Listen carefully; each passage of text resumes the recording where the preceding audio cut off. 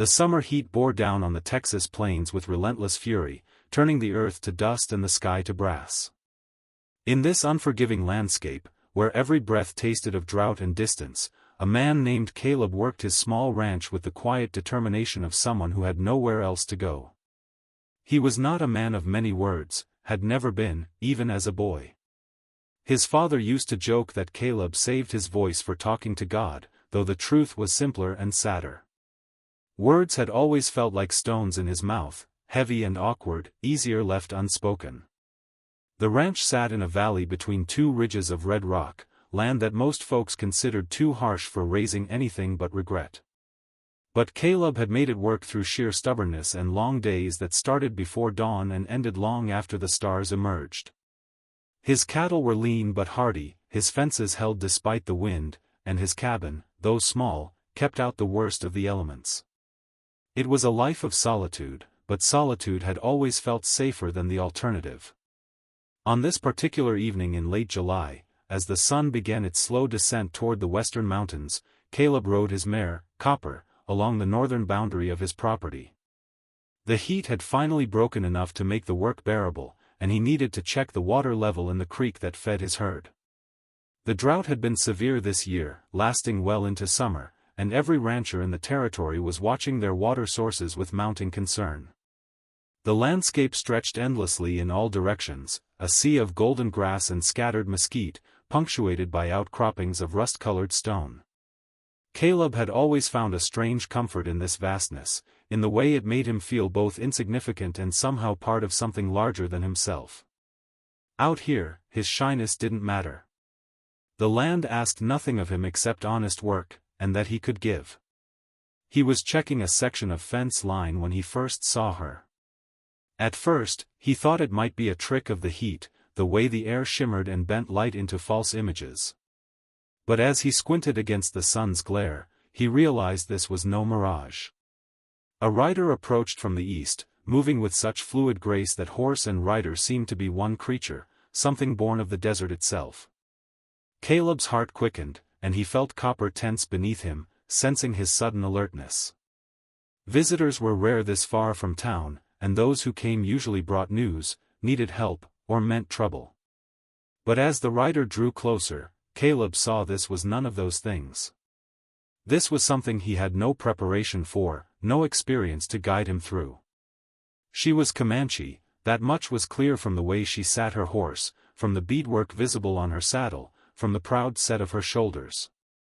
Her hair fell in a long black braid down her back, and even from a distance, Caleb could sense the strength in her bearing.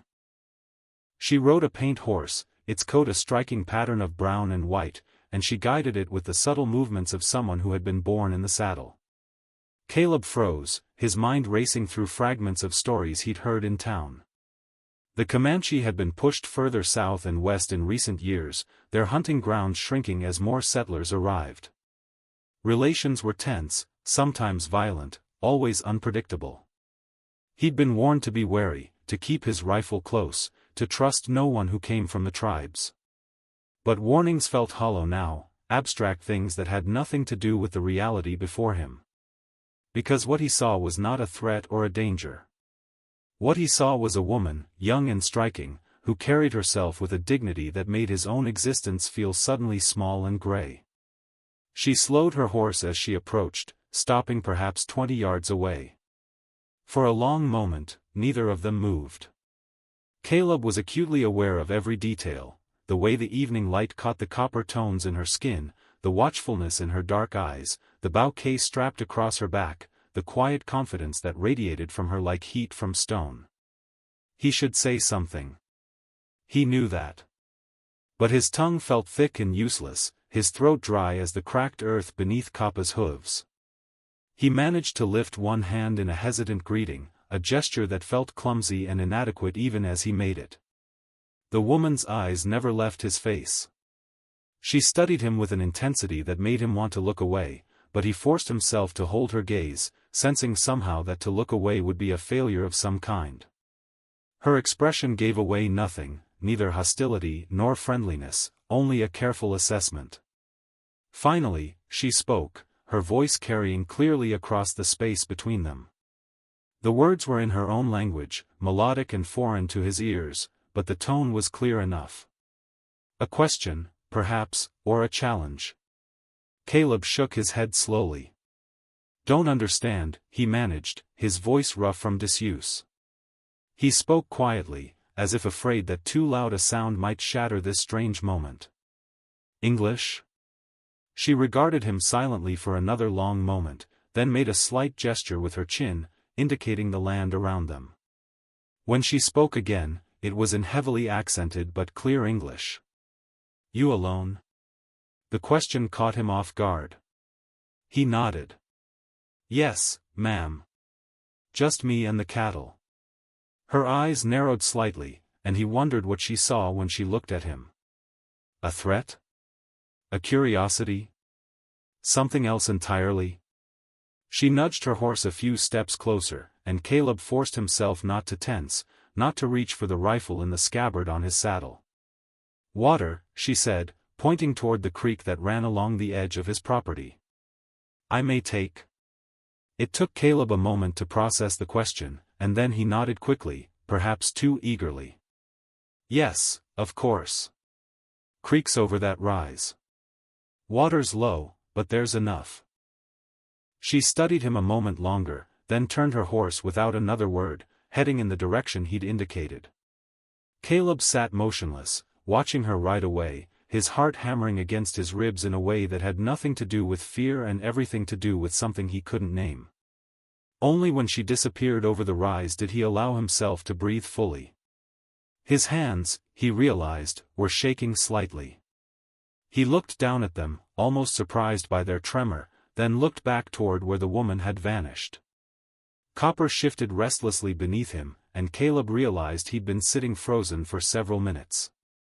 He turned the horse back toward his work, but his mind was no longer on fences or water levels.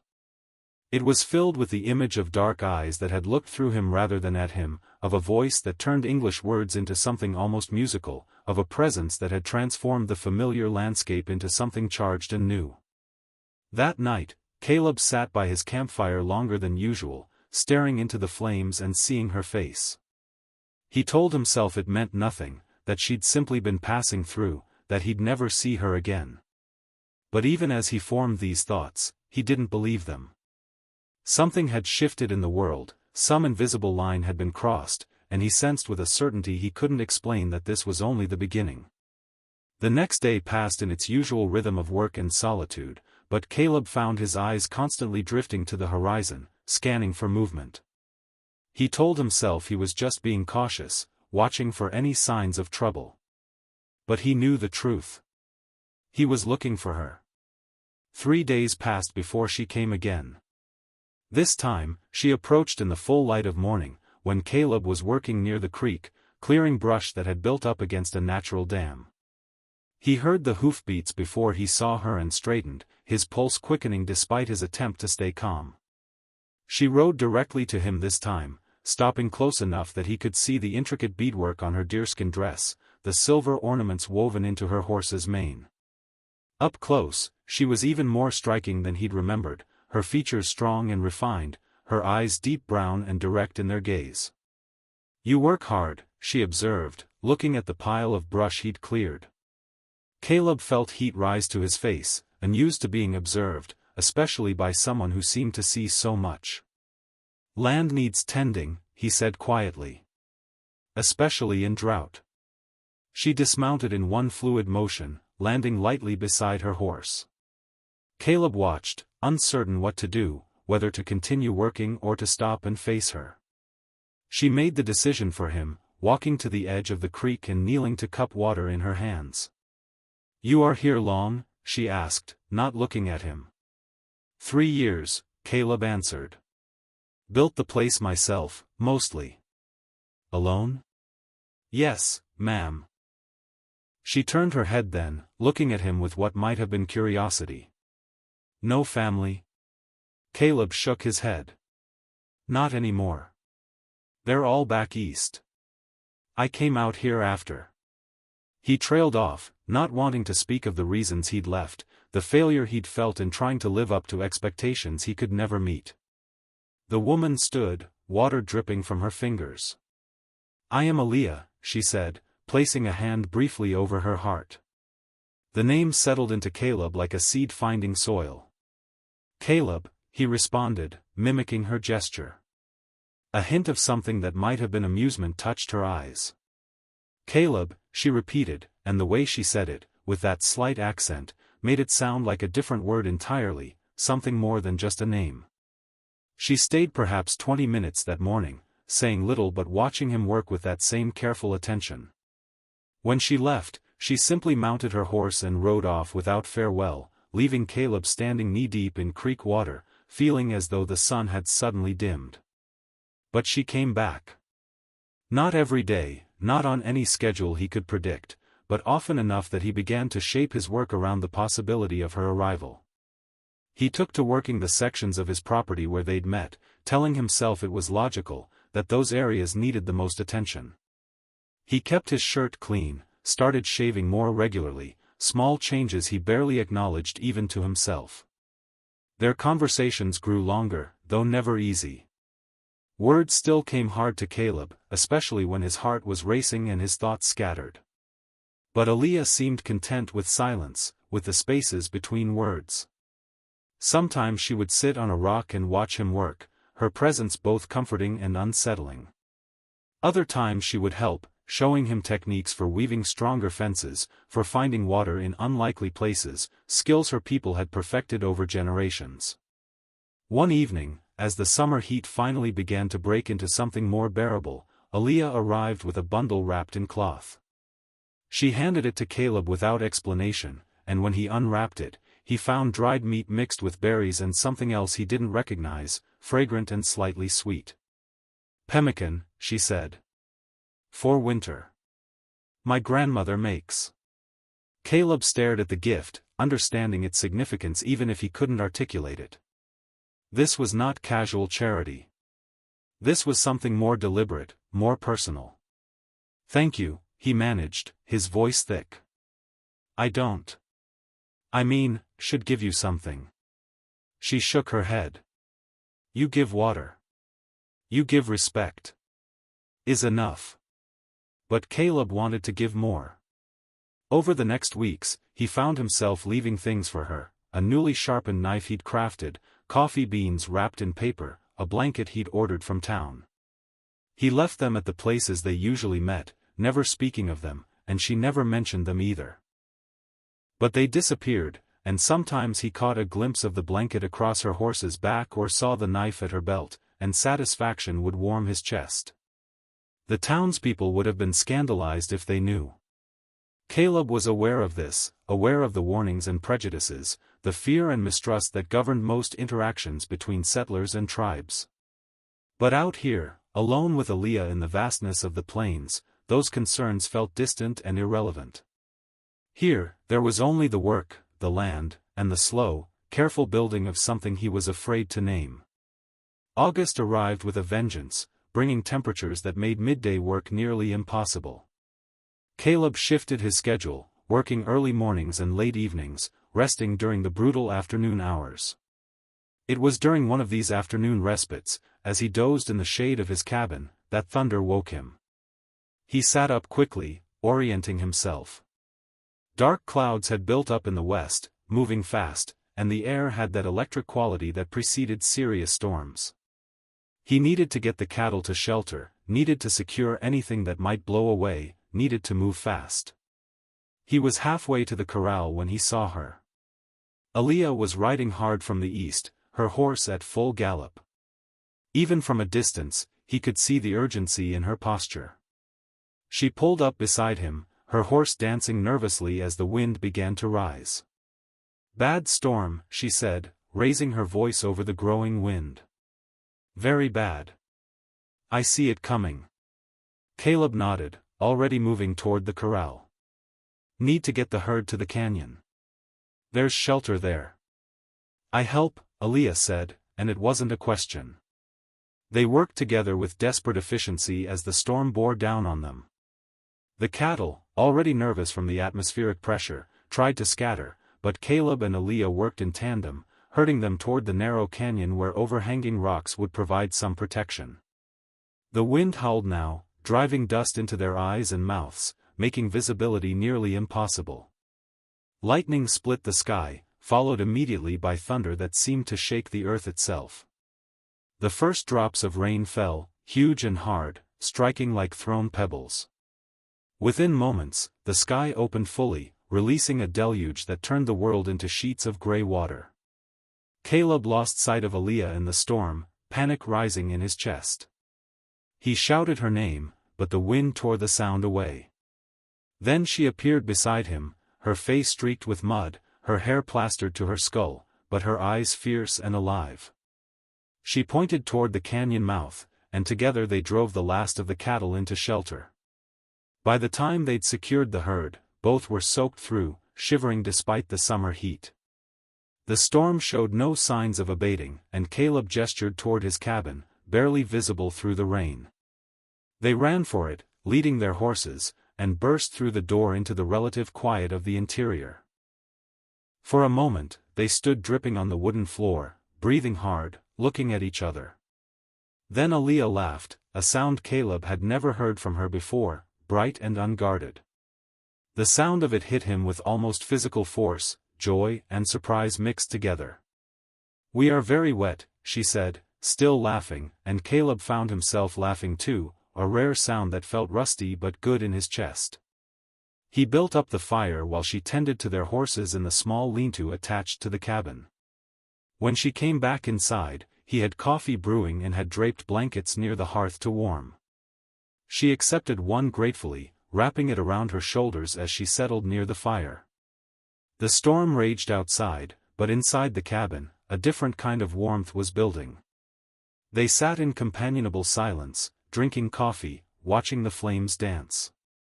Caleb was acutely aware of her presence in his small space, the way she moved, the sound of her breathing, the occasional small adjustments she made to stay comfortable.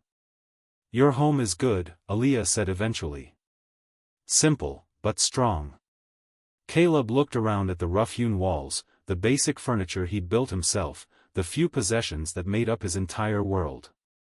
"It's not much," he said. "Much is not always good," she replied. "You have what you need. This is wisdom." They fell silent again, but this time Caleb felt compelled to break it. "Why do you come here?" he asked, then immediately regretted the question, afraid it would drive her away. But Aaliyah didn't seem offended. She considered for a long moment, her eyes on the fire. "At first, I come for water. Then..." She paused, searching for words. "Then I come because you do not look at me the way others do." "How do I look at you?" The question was out before Caleb could stop it, bold in a way he never was. She turned to face him fully, and the intensity of her gaze made his breath catch. "Like I am real," she said simply. "Not ghost. Not enemy. Not savage. Real." Something in Caleb's chest cracked open at those words, at the pain beneath them, at the understanding that she too knew what it was to be unseen, to be judged by fear rather than truth. "You are real," he said, his voice barely above a whisper. "Most real thing I've ever known." The fire crackled. The storm drummed against the roof. And between them, something shifted, some barrier falling away. Aaliyah reached out slowly, giving him time to pull back if he wanted, and placed her hand over his. Her palm was warm and calloused from work, real and solid and present. Caleb looked down at their joined hands, his rough and scarred, hers smaller but no less strong, and felt the weight of the gesture.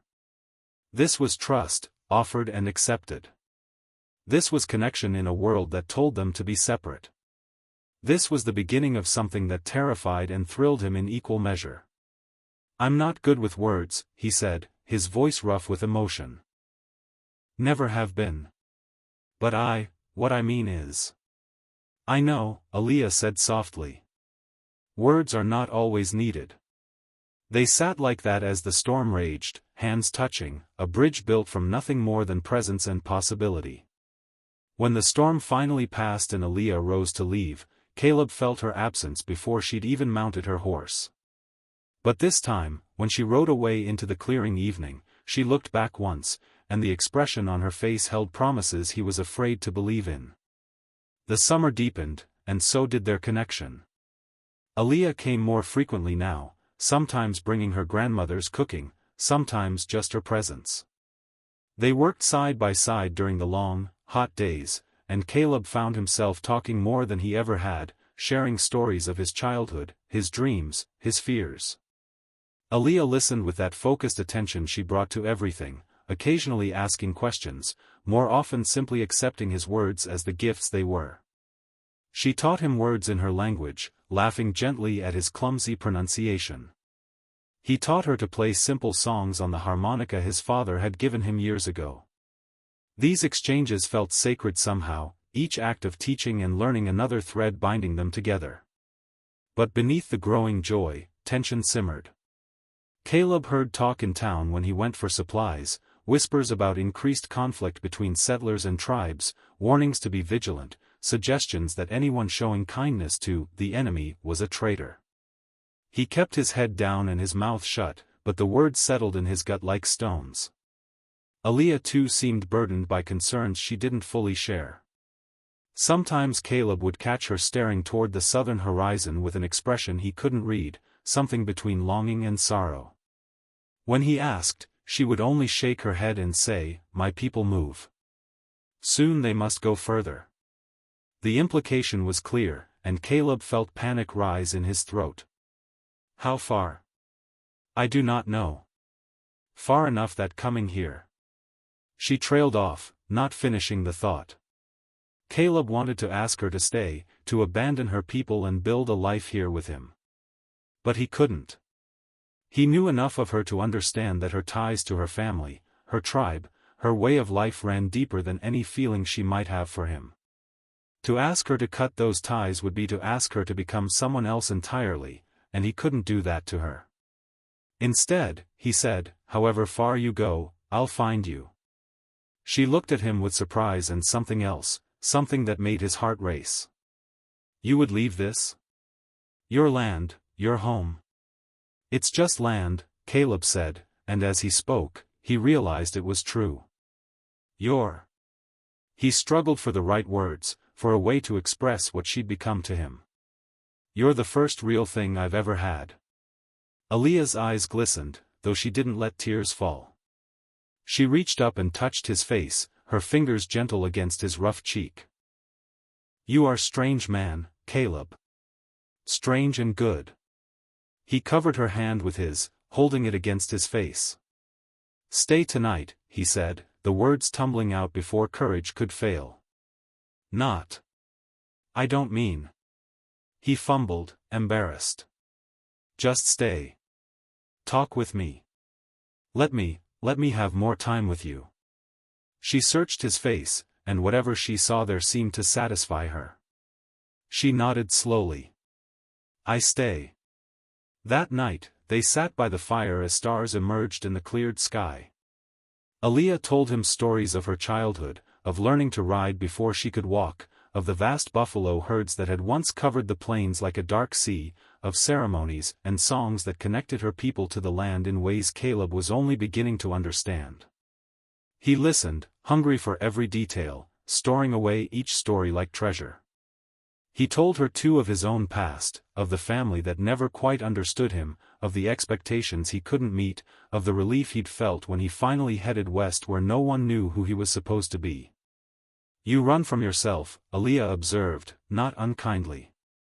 "But you cannot run far enough. Yourself always catches you." Caleb nodded slowly. "Maybe. But out here, with you, I don't feel like I'm running anymore. I feel like I finally stopped." As the night deepened, they moved closer to each other, not speaking now, just existing in the same space. Caleb could feel the warmth of her beside him, could smell the sage and smoke that clung to her hair. Every nerve in his body was alive, aware, present in a way he'd never experienced. When she rested her head against his shoulder, it felt like the most natural thing in the world, like this was what they'd been moving toward all along. He barely dared to breathe, afraid any movement might break the spell. But Aaliyah only settled more comfortably against him, her hand finding his in the darkness. "I think," she said quietly, "I am not so different from you. I also feel I do not fit. My people, they love me, but they do not always understand. I ask too many questions. I want to see too much. With you, I can be myself." "Then be yourself," Caleb whispered. "Always. With me, you never have to be anything else." They stayed like that until the fire burned low and sleep began to pull at them. Caleb made a bed for her in the corner, giving her his best blankets, and settled himself by the hearth. But as he lay there in the darkness, listening to her breathing, he felt more awake than he'd ever been, more alive, more full of hope and fear and a feeling he could finally name. Love. He was in love with her. The realization should have terrified him, but instead, it felt like relief, like finally admitting something he'd known all along. He loved her strength and her spirit, her laughter and her silence, the way she saw him and the way she let him see her. He loved her completely, and the knowledge of it filled him with both joy and dread. Because love, he knew, was not always enough. The world they lived in did not make room for what they had, did not allow for love that crossed boundaries the powerful had drawn. And yet, lying there in the darkness with her breathing soft in the corner, Caleb couldn't bring himself to care about the world's rules. For the first time in his quiet, careful life, he wanted to be reckless. September brought cooler nights and a sense of urgency Caleb couldn't shake. Aaliyah came less frequently now, and when she did, there was a sadness in her eyes that she couldn't fully hide. She told him her people were preparing to move, that the pressure from settlers and soldiers was becoming too great, that staying meant risking everything. "Come with me," she said one evening as they stood watching the sunset paint the sky in shades of orange and purple. "Leave this place. Come with my people." Caleb wanted to say yes immediately, wanted to abandon everything for her. But he forced himself to think clearly. Would they accept me? A white man among them? Aaliyah's silence was answer enough. "And you?" he pressed gently. "If I came, would you be punished for bringing me?" "I do not care about punishment," she said fiercely. "I do," Caleb replied. "I care about you. I won't be the reason your people turn against you. I won't take that from you." "Then what?" Aaliyah's voice cracked slightly. "We just say goodbye. Pretend this never happened?" Caleb pulled her into his arms, holding her as tightly as he dared. "No. We find another way. There has to be another way." But even as he said it, he didn't know what that way could be. The forces pushing them apart were vast and implacable: history, hatred, fear, power. What chance did two people have against all of that? Over the next weeks, they met whenever they could, stealing moments that felt increasingly precious and fragile. They made plans that they both knew might be impossible: a place far to the north where mixed communities existed, a life they might build together if they could just get there, dreams spun from desperate hope.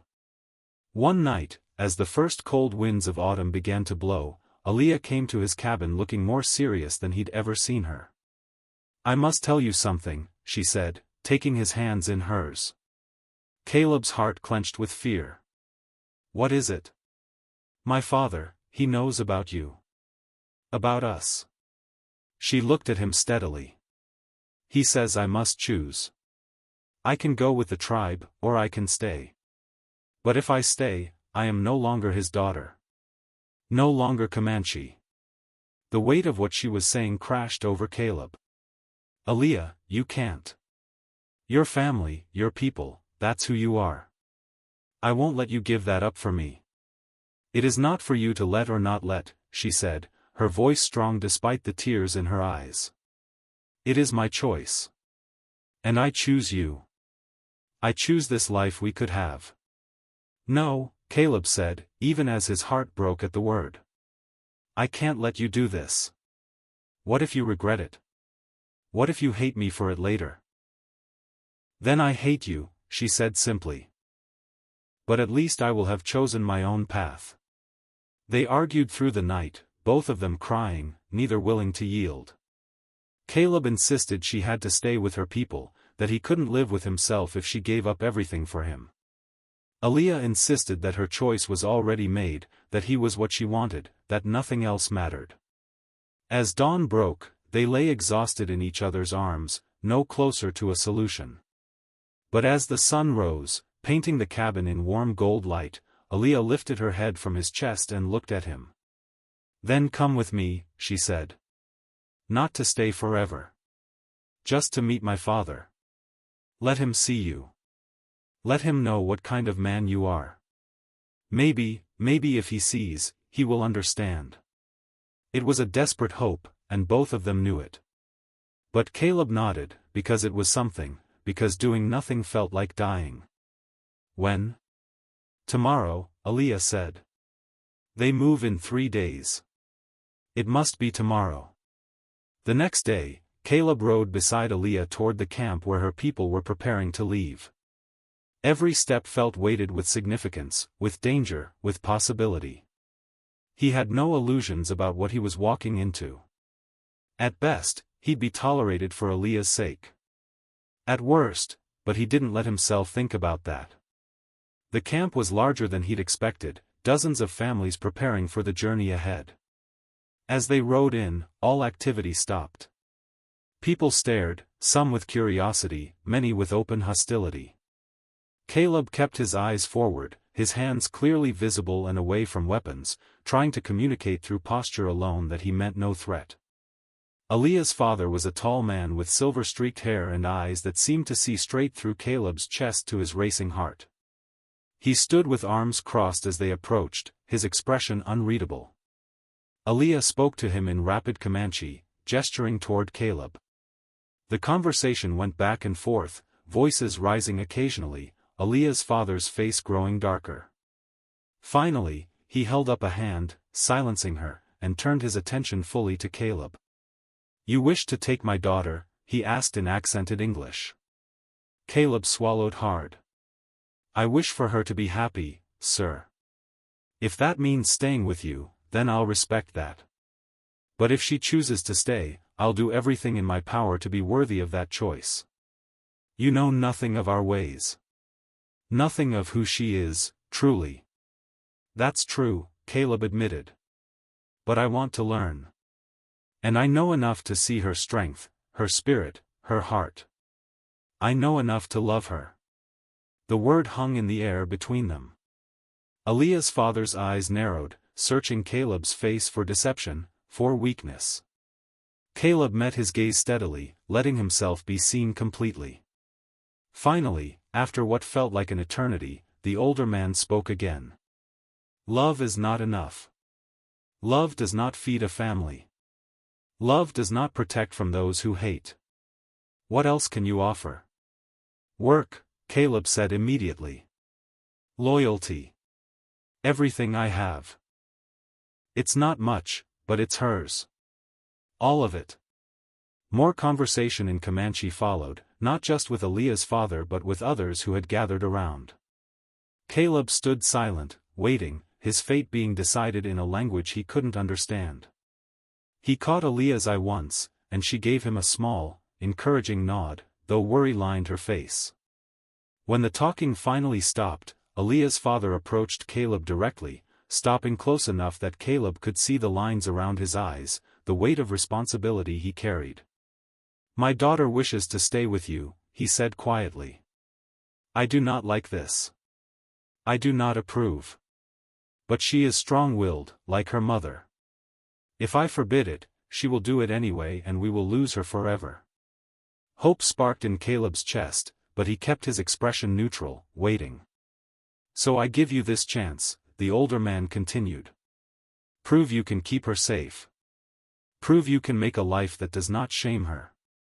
Prove you are not like other white men who see us as less than human." He paused, his eyes hard. "If you fail, if you hurt her, if you bring her to regret this choice, I will come for you. And the distance will not matter." "I understand," Caleb said. "And I swear to you, I will do everything I can to make her happy. Aaliyah's father studied him a moment longer, then turned and walked away without another word. The crowd began to disperse, some still shooting hostile looks at Caleb, others merely curious. Aaliyah came to his side, taking his hand. He said yes. Caleb asked, hardly daring to believe it. He said he will not stand in the way, Aaliyah corrected. It is not the same as approval. But it is enough. Over the next 2 days, Aaliyah gathered her belongings and said her goodbyes. Caleb watched from a respectful distance, seeing the tears, the embraces, the painful severing of ties that had bound her to her people since birth. His heart ached for what she was giving up, even as joy at her choice filled him. On the morning her people were set to leave, Aaliyah's grandmother approached Caleb. She was a tiny woman, bent with age, but her eyes were sharp and clear. She spoke no English, but she took his hands in her small, wrinkled ones and spoke at length in Comanche. When she finished, she pressed something into his palm, a small bundle wrapped in leather. Aaliyah translated, her voice thick with emotion. She says you must take care of her granddaughter. She says Aaliyah has chosen a hard path, but she sees something in you, something good. She says this is medicine for protection, for both of you.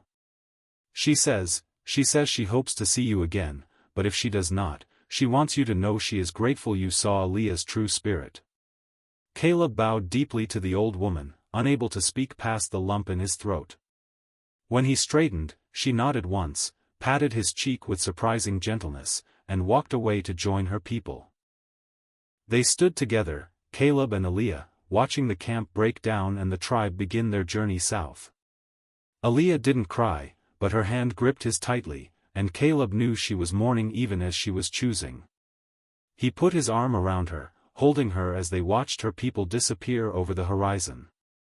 When the last figure had vanished from sight, Aaliyah turned to him. Her eyes were dry but haunted. "Do not make me regret this," she said, and it was both plea and command. "I won't," Caleb promised. "I swear to you, I won't." They rode back to his ranch in silence, both lost in their own thoughts. The land looked different now, charged with new meaning. This was no longer just Caleb's place of solitude. This was their home, the place where they would build a life together against all odds. The first weeks were an adjustment. Aaliyah moved into the cabin, and Caleb found himself hyper-aware of her presence in every moment. He woke earlier to watch her sleep, the morning light catching in her hair. He worked harder, wanting to prove his worth, wanting to build something substantial enough to justify her sacrifice. At night, they sat by the fire and talked in a mixture of English and Comanche, teaching each other, learning each other, building a language that belonged only to them. Aaliyah transformed the cabin with small touches. She hung dried herbs from the rafters, their scent filling the air with something warm and alive. She wove new patterns into the blankets, designs that told stories from her people's history. She cooked meals that awakened Caleb's senses to flavors he'd never known existed. The cabin stopped being merely a shelter and became a home, vibrant and lived in and full of her spirit. But it wasn't easy. The loneliness that came with being severed from her people sometimes overwhelmed Aaliyah.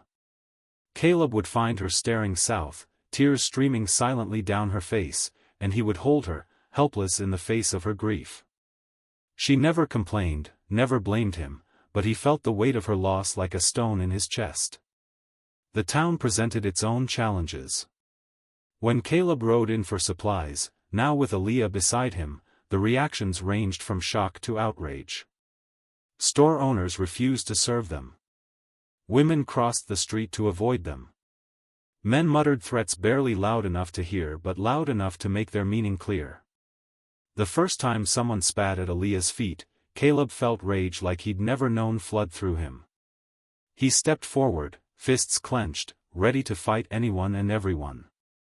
But Aaliyah's hand on his arm stopped him. "No," she said quietly. "This is what they want. To prove we are savage, violent. We do not give them this." So Caleb learned to swallow his anger, to walk past the insults with his head high and Aaliyah's hand in his. They found a store owner on the edge of town, an older man named Chen who'd immigrated from China and understood something of being unwelcome. He sold them supplies without judgment, and they paid him fairly, and a quiet alliance formed between three people the town had decided didn't belong. As autumn deepened into winter, Caleb and Aaliyah settled into a rhythm. She proved to be as skilled a rancher as he was, with knowledge of animal behavior that surpassed his own. Together, they expanded the herd, improved the fences, prepared for the harsh winter that was coming. They worked side by side through long days, their movements becoming synchronized, each anticipating what the other needed.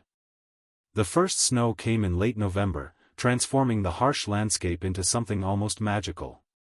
Aaliyah had never been demonstrative about her feelings, had always carried herself with dignity and reserve, but that morning she ran out into the falling snow like a child, laughing and spinning with her face turned up to the sky. Caleb watched from the cabin doorway, his heart so full it hurt. She caught him watching and held out her hand.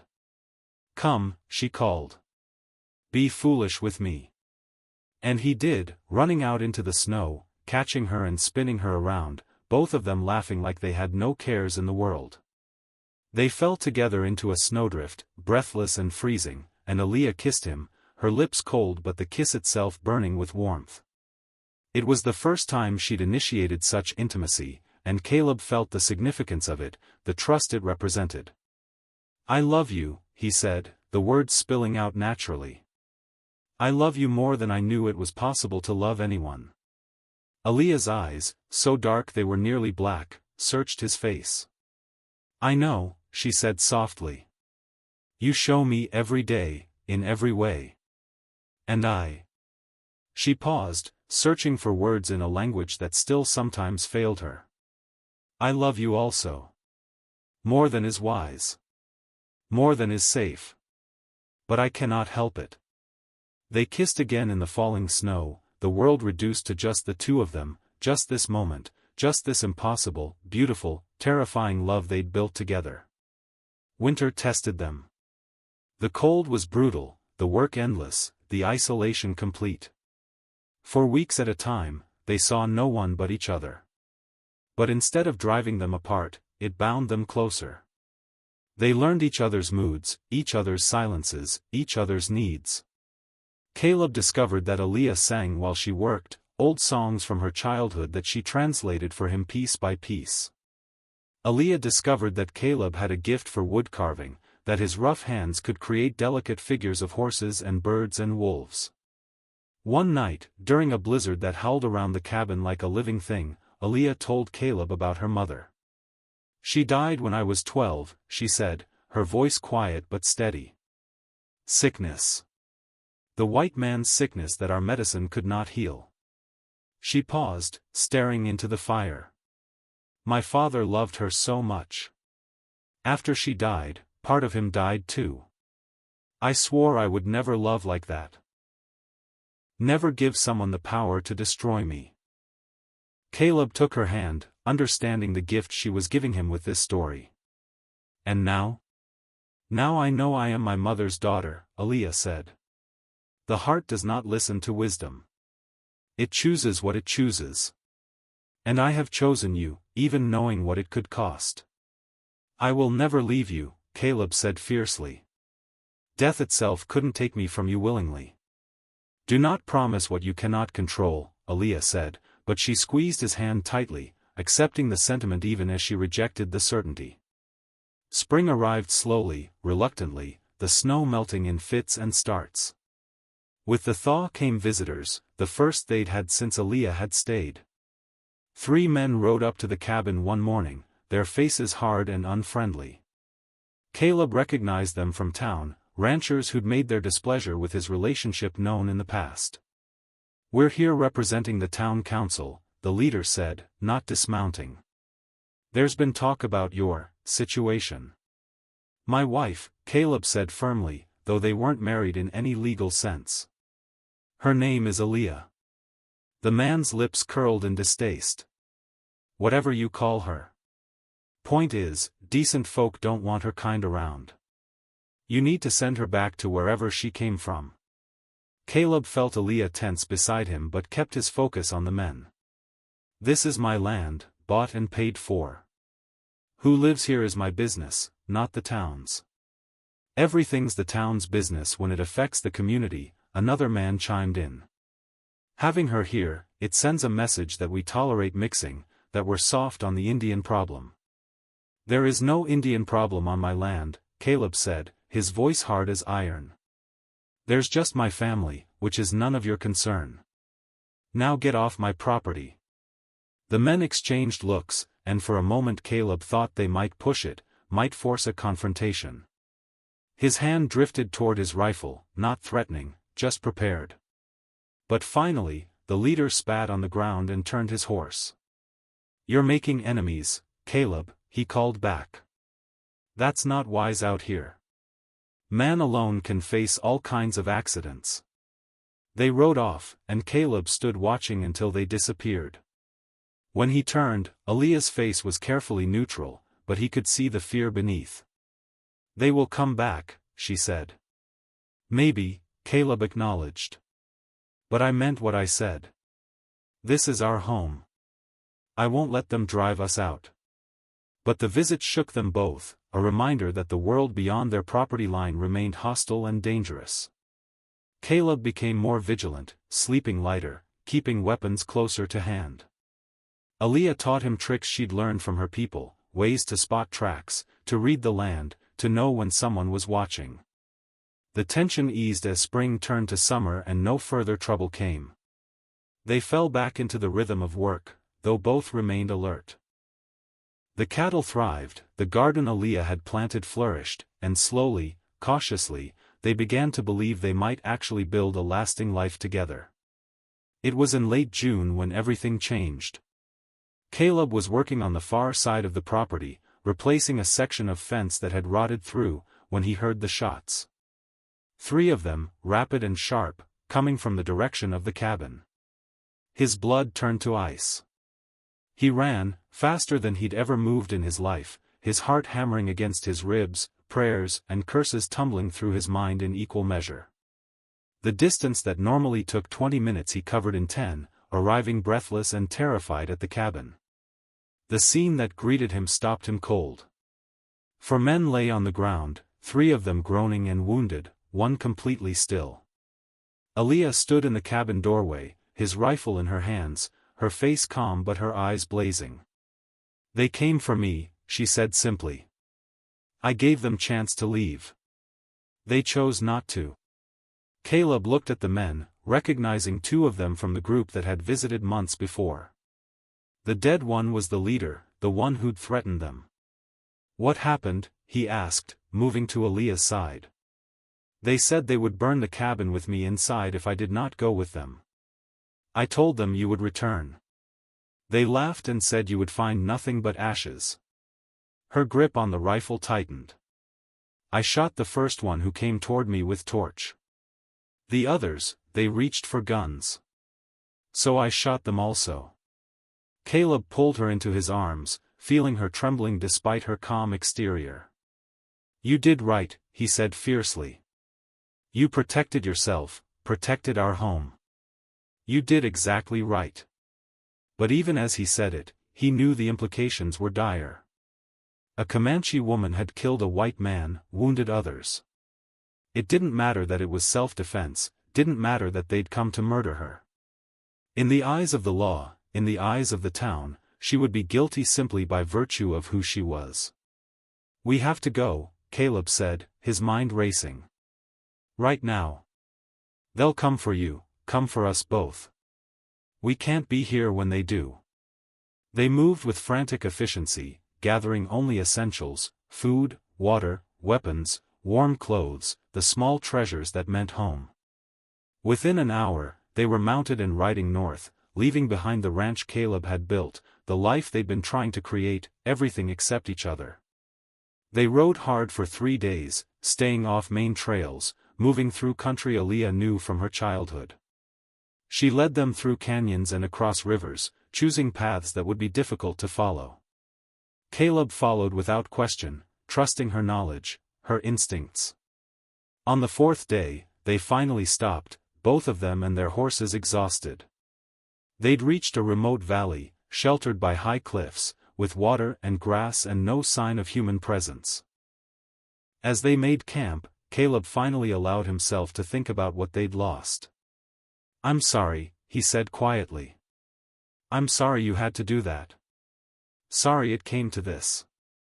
Aaliyah looked at him steadily. "I am not sorry I defended myself. I am not sorry I defended our home. I am only sorry the world is such that we must run." "We'll find somewhere," Caleb said, trying to sound more confident than he felt. "Somewhere far enough away that they won't follow, where we can start again." "You would do this?" Aaliyah asked. "Give up everything, again, for me?" "Everything I care about is right here," Caleb said, gesturing at her. "The rest is just land and wood. We can build again. We can always build again, as long as we're together." They stayed in the valley for a week, resting, healing, planning. Using what supplies they had, they crafted better gear for the journey ahead. Aaliyah showed Caleb how to make traditional traveling food that would last for weeks, how to read weather signs in the clouds, how to find north by the stars when landmarks failed. In those days, something shifted between them. The last vestiges of formality, of uncertainty, burned away in the shared crucible of survival. They moved as one unit now, perfectly attuned, each knowing what the other needed before words could be spoken. The love between them, always present, deepened into something even more profound, partnership forged in fire and flight. One evening, as they sat watching the sun set over the valley's edge, Aaliyah spoke. "I have been thinking about what my grandmother gave you. The medicine bundle." Caleb pulled it from his pocket, where he'd carried it every day since it was given. "What about it?" "Open it," Aaliyah said. Caleb carefully unwrapped the leather binding. Inside were herbs he didn't recognize, a small stone carved with symbols, and a piece of paper folded many times. He unfolded it carefully and found a map, hand-drawn but detailed, showing a route north and west. "She knew," Aaliyah said softly. "Somehow, she knew we would need to run. This shows the way to a place where her sister's family lives, where people like us, mixed couples, have made a community. She was telling us where to go." Caleb stared at the map, emotion closing his throat. "She was protecting you, even then. Giving us a chance." "She was giving us both a chance," Aaliyah corrected. "Because she saw what I saw in you. Good heart. Strong spirit. The kind of man worth running toward, not away from." They studied the map together as darkness fell, tracing the route with their fingers, estimating distances, identifying landmarks. It would take months to reach, maybe longer. The journey would be hard, dangerous, uncertain. But it was hope, real and tangible, the first they'd had since fleeing. "We should sleep," Caleb said eventually. "Start fresh tomorrow, while the weather holds." But Aaliyah caught his hand as he started to rise. "Wait," she said. "There is something I must ask you." Yellow Bird smiled. "Then you are welcome here. We have much work, always, but also much peace. You will find a place with us, if you wish it." Over the following weeks, Caleb and Aaliyah were integrated into the community. They were given land to build on, helped by neighbors who asked nothing in return except that they do the same for the next arrivals. Caleb worked alongside men of every color and background, and found his skills valued without judgment. Aaliyah reunited with distant relatives and found women who understood her journey, her losses, her choices. They built a new cabin together, this one larger than the first, with room for a future neither dared speak of yet but both hoped for. As they worked, Caleb thought about the journey that had brought them here, about the shy cowboy he'd been before Aaliyah rode into his life, about everything they'd survived together. One evening, as they stood in the doorway of their new home watching the sun set over unfamiliar but welcoming mountains, Aaliyah leaned against him. "Do you regret any of it?" she asked quietly. "The ranch you lost, the life you gave up?"